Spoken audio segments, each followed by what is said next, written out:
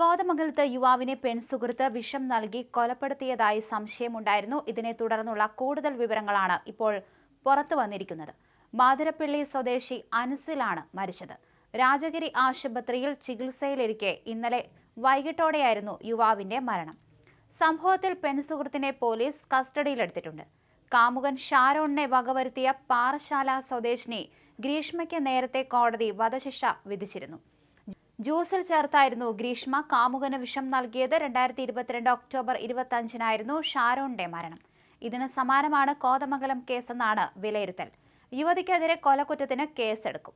പെൺസുഹൃത്ത് വിഷം കലക്കി തന്നതായി ചികിത്സയിലിരിക്കെ അൻസിൽ മൊഴി നൽകിയിരുന്നുവെന്നാണ് സൂചന.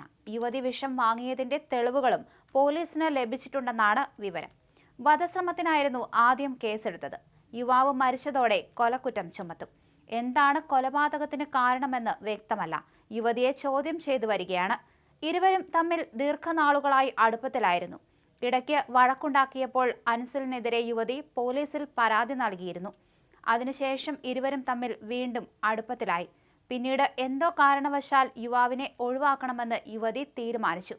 തുടർന്ന് കഴിഞ്ഞ ദിവസം യുവാവിനെ വീട്ടിലേക്ക് വിളിച്ചു വരുത്തി അവിടെ വെച്ച് വിഷം നൽകിയെന്നാണ് സൂചന. യുവതി കുറ്റം സമ്മതിച്ചിട്ടുണ്ടെന്നാണ് വിവരം.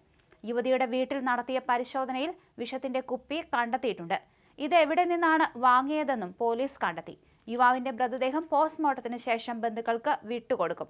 പോസ്റ്റ്മോർട്ടം റിപ്പോർട്ടിന് ശേഷമായിരിക്കും തുടർ നടപടികൾ സ്വീകരിക്കുക.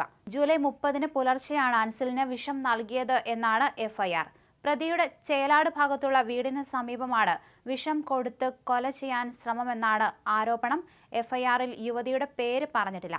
30-ന് 3 മണിക്കാണ് വിവരം കോതമംഗലം പോലീസ് സ്റ്റേഷനിൽ കിട്ടുന്നത്. അപ്പോൾ തന്നെ കേസും രജിസ്റ്റർ ചെയ്തു.